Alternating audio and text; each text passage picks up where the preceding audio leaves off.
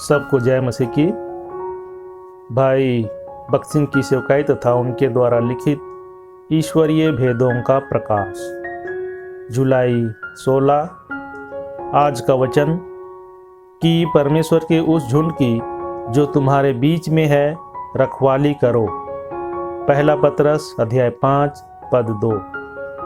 परमेश्वर ने मूसा को मिलाप वाले तंबू में सुइसों की खालों का उपयोग करने की आज्ञा दी।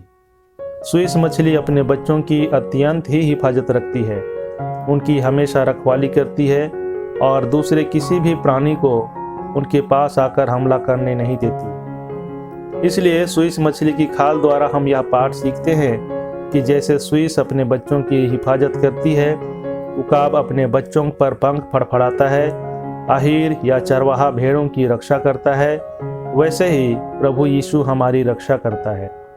प्रभु यीशु मसीह हमारा सच्चा एवं महान चरवाहा है। पृथ्वी पर चरवाहे बहुत हैं, परंतु चरवाहे के लायक बहुत ही थोड़े होते हैं। केवल परमेश्वर द्वारा दिए गए पालकों को परमेश्वर के झुंड का पालन करने की शक्ति और सामर्थ होता है। इस संसार में कई झूठे उपदेशक एवं झूठे शिक्षक परमेश्वर के बालकों के लिए कई कसौटियां लेके आते हैं, परंतु जैसे सुइस मछली अपने बच्चों की रखवाली करती है, वैसे ही सच्चे चरवाहे को परमेश्वर के बच्चों की रखवाली करनी है। जंगली जानवरों एवं फाड़ खाने वाली भेड़ियों से उनको बचाना होगा कि जो भेड़िए प्रभु के झुंड को नाश करने के लिए कितने ही बार भेड़ों के भेष में आते हैं। प्रेरित पौलुस ने चरवाहों को चेतावनी दी कि परमेश्वर के बालकों के मध्य कई फाड़ खाने वाले निर्दयी भेड़िए उठ खड़े होंगे।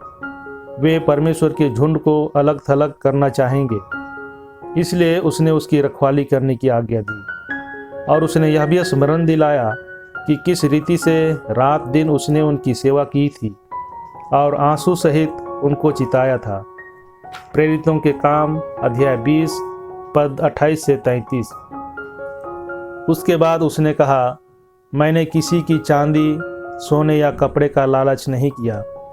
जो परमेश्वर के झुंड का अध्यक्ष बनना चाहते हैं, उनको सब प्रकार के लालच से मुक्त रहना चाहिए, चाहे वह सोना, चांदी, जेवरात, भोजन या जीवन से संबंधित कोई भी अच्छी चीज़ें क्यों ना हो। इसलिए कि सभी परिस्थितियों में प्रभु की सेवा आनंद एवं प्रसन्नता से करें। पौलुस को जो कुछ भी प्राप्त होता था उसे वह बांट देता था। उसने कहा, लेने से देना धन्य है।